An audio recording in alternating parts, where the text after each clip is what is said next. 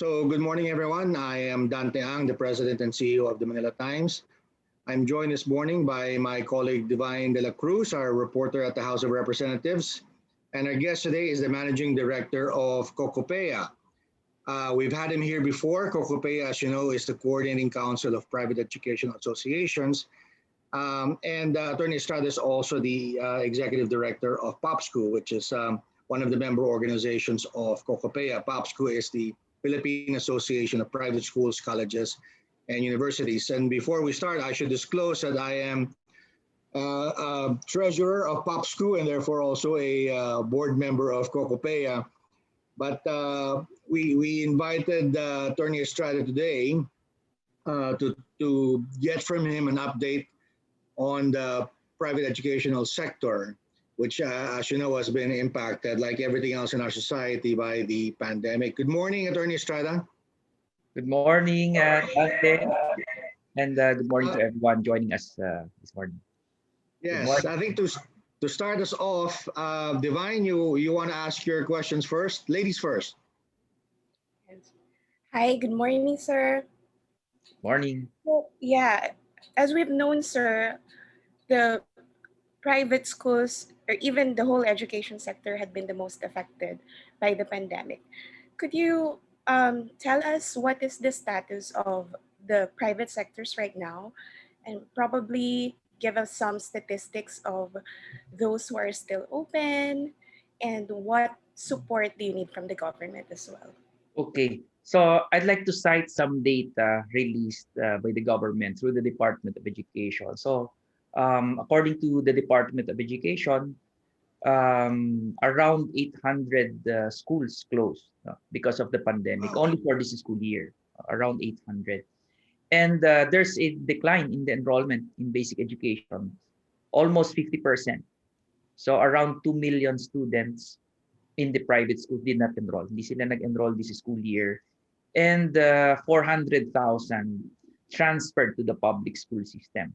So that's the big picture now. Of course, we did our own survey, and the status is if this will continue, no, the trend continues by this coming school year, then we will see more students displaced, more schools to close. No, that's why this is a very critical period. No, this in preparation for reopening, no, and starting the next school year. Attorney Estrada, you mentioned 400,000 students transferred from the private sector to the public. Are there any statistics available on the number of students who did not enroll at all and just ended up dropping for this year? Is that available? Merong from the data from the DepEd, meron silang unaccounted, no? So million din yun, almost that 2 million. If they're not counting the 400 that is now part of the enrollment in the public school system, then around 2 million din yung unaccounted. So we don't know kung saan sila, kung nag-enroll ba sila o hindi. So probably hindi nga nakapagpatuloy. Wow, terrible. Divine, you have a follow-up? Sir, could you probably tell us kung ano yung mga primary factors why, of course, the enrollment dropped and why some students transferred to public schools? Well, the primary reason there is really the economic impact on the families. No? Parents losing jobs, no, losing business, closing businesses. So sila yung naapektuhan. And as we all know, schools are fully tuition funded. No, they rely on tuition payments. No, so kung hindi nag-enroll ang karamihan, marami talaga magsasara. No, and kaya naman hindi nakakapag-enroll dahil nga maraming natigil sa trabaho, maraming nagsarang negosyo, and that's why we all need government intervention, no? Economic number one, and of course policy interventions para makabalik na tayo sa siguro at least near normal economic activity so that the parents can also support their kids' education. And of course, in turn, they support the sustainability of the private education institutions. Attorney, is there talk about, or maybe concern among the COCOPEA about the long-term impact of these closures and this troubling number of unaccounted students, presumably dropping out altogether for maybe for a year? What's the long-term impact? People have tossed phrases like lost generation. Is that an exaggeration, or is that an accurate description of what is happening right now? Yeah, in COCOPEA, we were able to access international studies, international examples, also studies here locally on many aspects and impact of the pandemic on education. You mentioned about education losses, no? Yung prolonged online learning, merong ano yan, merong regression yan sa mga bata. And we all know, merong ano yan, effect on the mental health, social issues ng mga bata. Yung prolonged closure din or suspension of education, whether it's online or face-to-face, meron din yung impact dun sa education gains, no? Yung natutunan nila the last time they attended school, halos nawala na yon, and it equates to losses. 70% na lang, no? Nung nagbukas tayo ng yung mga schools na nagbukas ng August last year, based on data, international data rin naman ito, no? Using some proxy statistics then, around 70% na lang daw ang na-retain, no? So it's really alarming. And yun ang number one concern natin, no, as educators, yung effects sa learners. And now we're looking at the effect of a prolonged online, no, implementation, both on the, as I've said, social aspect and the mental aspect. Kasi may social divide din, di ba? Ngayon, nakikita natin, those who can afford to go online, may mga laptops, they are in a better position than those who do not have. So definitely, if we open face-to-face, it will improve access for everyone. Right. You mentioned before we had this interview today that there was supposed to be a hearing in Congress, and there's also been pressure on the palace, I think, to have pilot areas where pilot areas for face-to-face sessions. Maybe what have you been hearing? What is the latest? Because we know what the president said, that he's reluctant to open schools across the country, unless there's I guess more people vaccinated. But what's the latest that you are hearing? Last Wednesday, there's a hearing at the Senate, but the night before that, Tuesday, the Senate adopted a resolution endorsing to the president the reopening of some schools in the public school system, around 1,600 of them, to face-to-face classes. Gusto nilang simulan na i-pilot na yung face-to-face. So they endorsed that. And in the hearing on Wednesday, that's the direction. No? The primary framework is that hindi naman lahat ng regions pare-pareho yung right. Yung cases. Some have zero, no, for the longest time. So may mga schools doon, baka pwedeng doon simulan. But of course, that's the major framework. Pero marami pa tayong dapat i-consider. No? Yun ang lumabas doon sa hearing. No? Because different age groups, no, they have different social contacts, and therefore different din yung exposure nila, no? Likely exposure to the virus. So magkakaiba din yan ng control measures, no, kung sakaling bubuksan natin, no? So simply put, iba yung senior high, pag-aalaga mo sa senior high, iba yung pag-aalaga mo sa the younger ones. Those who take the public transport, those who do not, no, those areas where there's a substantial distance between the schools and the community, iba yung rural, iba yung urban. Napakahaba pang usapan talaga, and we only have a few months left, no, before the start of another school year. Right. So before we get to the start of the school year, what is COCOPEA's position? What is the opinion of COCOPEA? What is safe to open at this point, where the number of cases seems to be consistent or leveled off, no? And then we have, of course, 2 vaccines now that have arrived. Of course, they're very few in number, pero at this point, what can the government consider in terms of reopening or face-to-face sessions? What would be safe, in your opinion? Yeah. there's really no silver bullet, no, that will Okay. address all situations. But we can learn. But for COCOPEA, for us, we can learn from international examples. As Okay. early as June last year, we've been presenting that scenario, no, to our legislators. Ano ba yung ginagawa sa ibang bansa, no? Especially our Right. ASEAN neighbors, no? So Best practices. yeah, so ang takeaways doon sa mga ginagawa sa ibang bansa, it is not really the closure of the schools, no, that control the transmission. It is the sustained social distancing, health Right. protocols. Yun, that makes really the difference. So walang masyadong difference yung total closure and the observance, strict observance of social distancing and all of the health protocols. Pareho lang ang effect noon. In fact, may Okay. mga countries na they remain closed pero tumataas, no? Steady yung pagtaas. Because again, the lack of the health protocols and safety measures, as opposed to those who open pero strict social distancing, etc. So because of that and what we have so far gathered from international examples, no, we proposed some rules, no, na pwedeng i-consider ng government natin should they allow the reopening. Yung when we leave it to the president and to the IATF, but preparation knows no time. We should prepare, no, as early as possible. So meron kaming mga pinropose like yung cyclical shifts, no, Okay. based yan sa mga international best practices. Yung students report only 4 days in campus, and then 4 days straight yan, and then 10 days straight online or remote, sa bahay sila.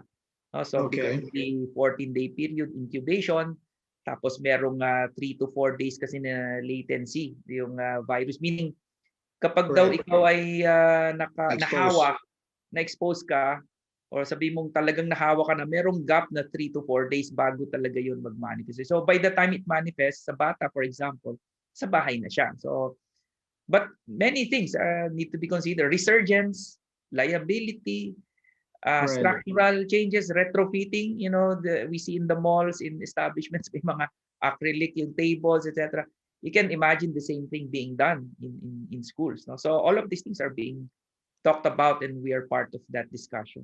Right. Well, what are you seeing from other countries in terms of what's allowable? Because we're talking about the recommendations you made. I know my nephew, for instance, he's in college already, and but he's studying abroad. But despite the spikes in cases, I've seen in some countries at least college students have been allowed, as you said, with mandating masks and distancing and all of those other precautions.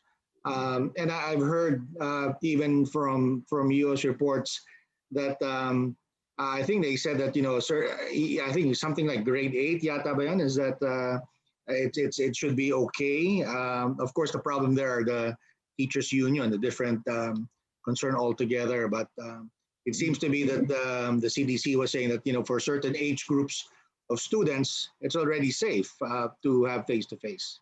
Right, that's correct. Ang naging default doon, understanding, I think, for everyone is that the older the students are, then the safer. No, they are the less likely they are going to transmit or contract the virus. Kaya ang pinag-uusapan, let's start with the college. Let's start with those graduating. But eventually, especially in the US, no, studies show that there's really less evidence, no, on the younger students, no, having the high risk of transmission than the older ones. So I think their pediatric society, and nagsalita na rin yung ating Philippine Pediatric Society diyan, no, in one of Right. the forums sponsored also by COCOPEA. So it's Right. not really, and they they have less exposure to seniors, no, to adults kapag nasa school sila. And totoo rin 'yon. Kaya lang I think ang importanteng consideration is yung hindi naman sa school makukuha 'yon probably, no, but public transport, no, when Right. they go Right. out, no. So all of this should be also considered. Wasn't there a decision earlier to allow certain medical students? Is that, if, can you correct me if I'm wrong, or wasn't there a decision to allow them to have face to face, or was this only for their on the job training, or did this pertain also to classroom instruction?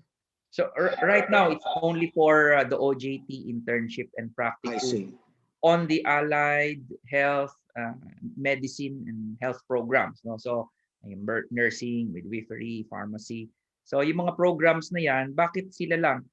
Una, they're Exactly. frontliners. Yeah. Yeah. Yeah, need them. We need more of them. No? Moving forward, and then they'll take the board exams. They need to take the board exams soon, and yung kanilang on-the-job training o practicum internship would require actual cases. Hindi pwedeng online, no? So, 'di ba? They are into saving people's lives. They need to, 'di ba, to be trained in actual cases. So, It can be kailangan silang, theoretical. Yeah.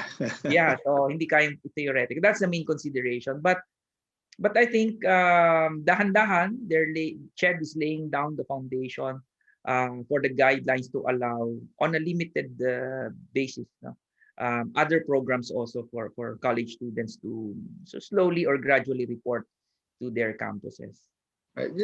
Are you being consulted? Is COCOPEA being consulted by IATF? Are you part of the discussion in making recommendations on what policies to issue?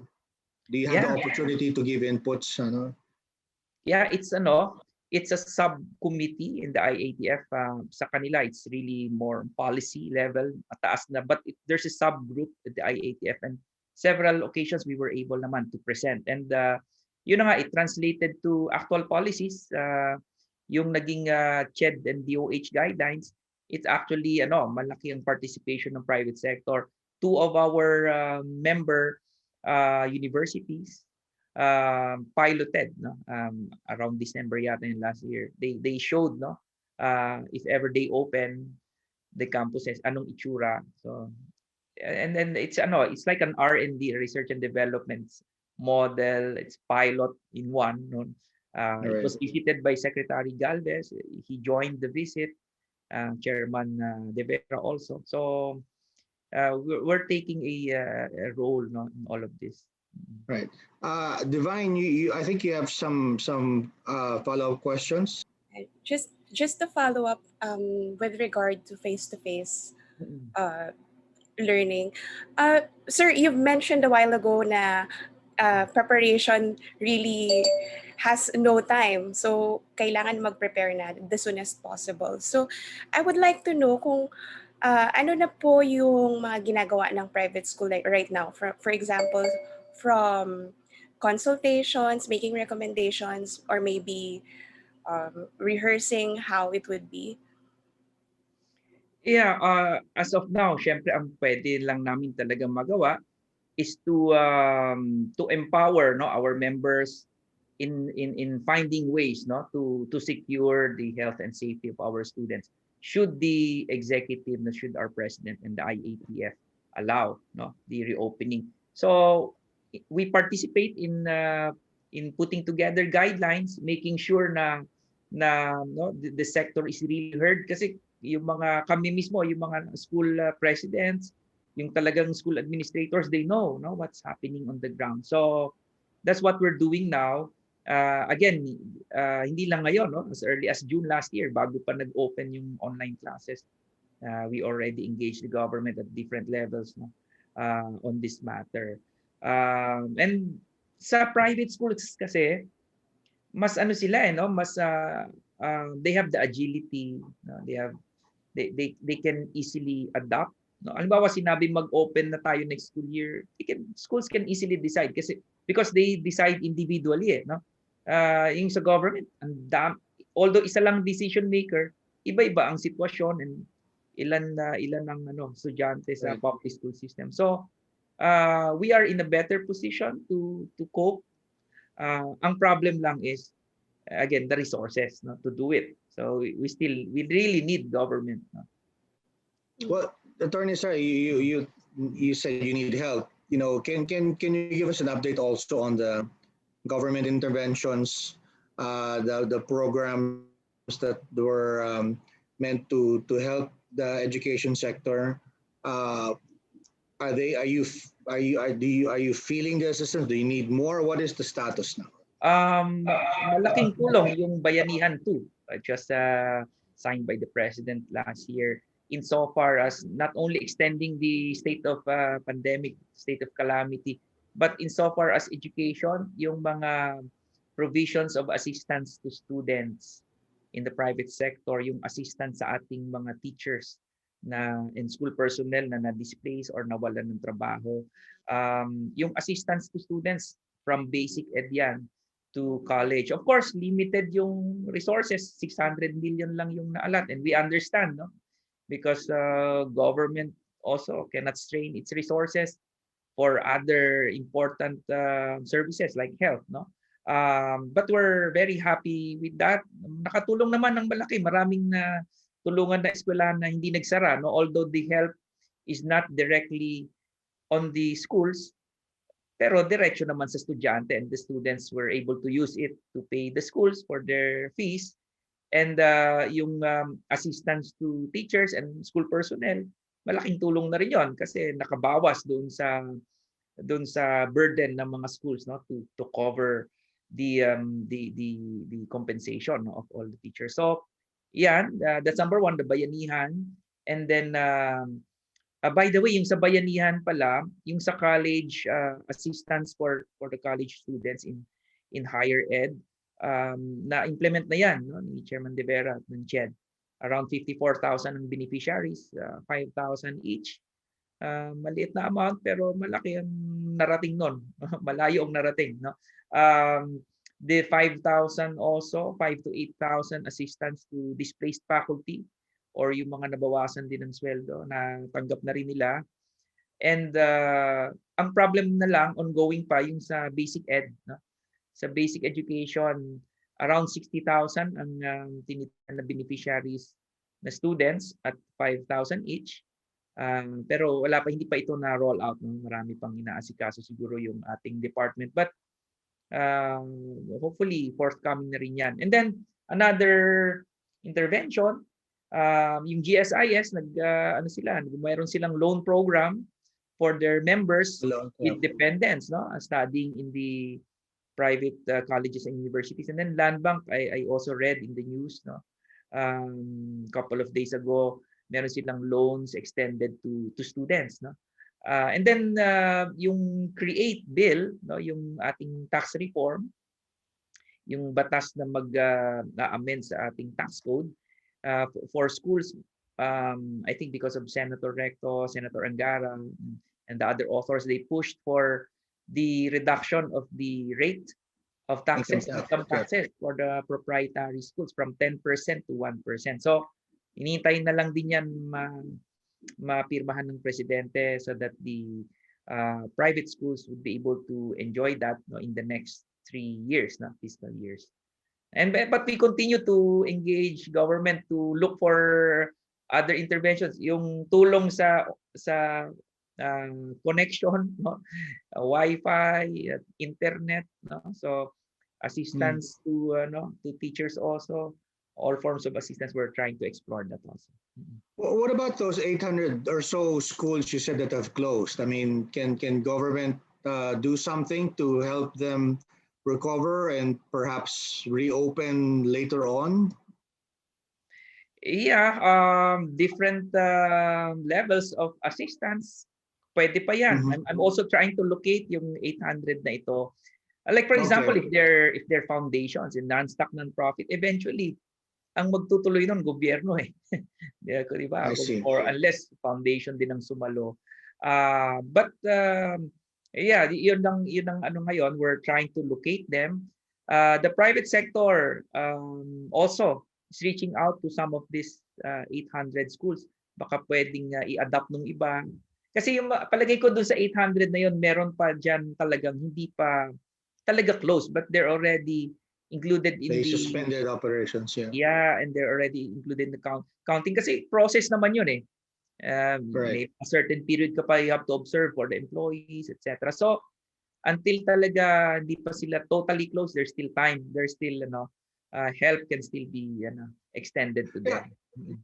Can you help people understand the situation? Because sometimes there is a perception and people think that if a school is private, that it is cash rich, that it is wealthy.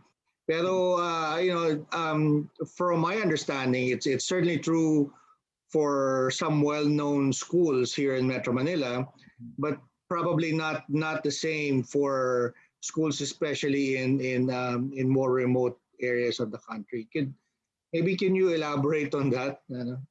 Thank you. Thank you for bringing that up. O nako, napakalaking bagay niyan, no? Kasi when we talk about private education, we don't speak on behalf of the small portion na malalaking universities, no? Dito sa Metro Manila and other metropolitan areas. We speak more on behalf of the community schools, mga private schools that serve their community kasi walang mga public schools doon or hindi enough, no?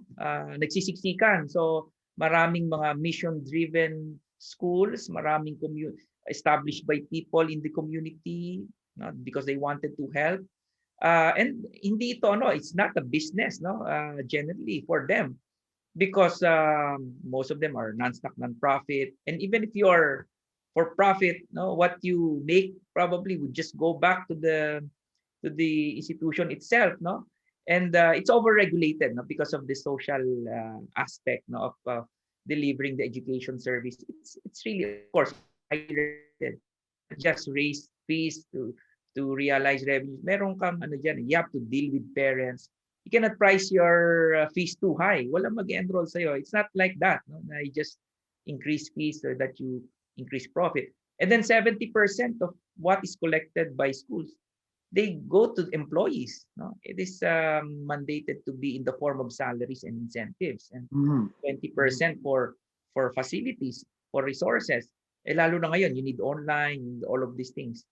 But Right, probably you need to 20%. invest. Yeah. So yun ang ano natin, we speak for them. Sila yung kasi in terms of government resources, talagang kailangan talaga ng private, because again it's tuition driven ang operation ng private schools except for those amounts that I've mentioned earlier na assistance, but generally it is they derive their resources from tuition payments, not from Yeah.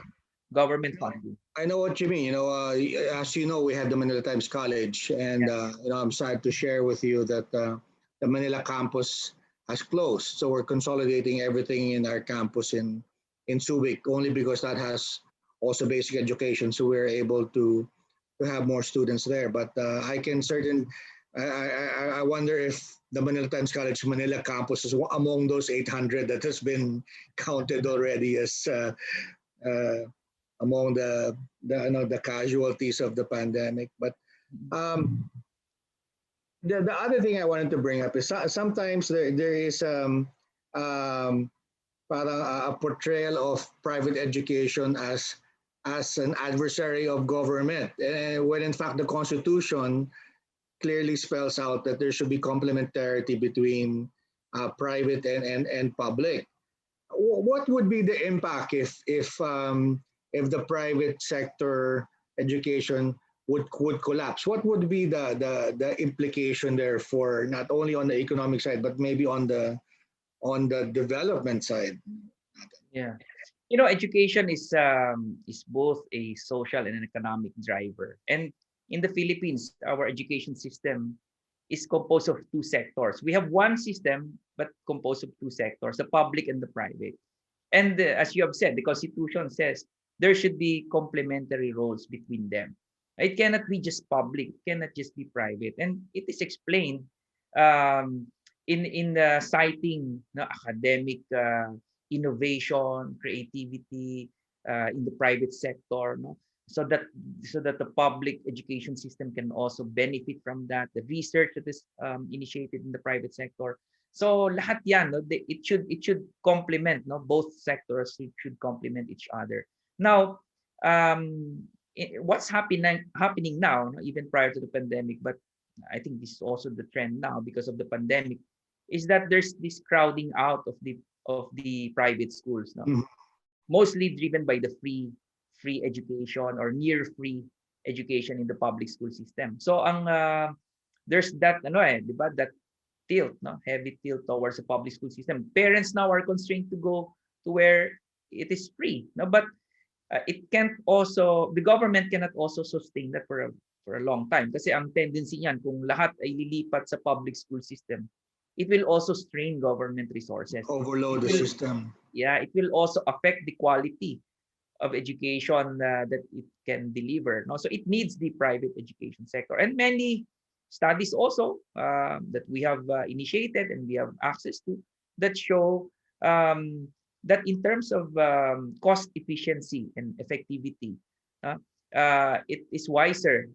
It's also wise, or it is also wise for government to invest in private education, no? Because it's again, it's lesser in cost, and there's a higher rate of return in terms of the quality of graduates, in terms of ano rin, no, statistics of those who are able to graduate. So malaki yung rate of return when government invests in private education.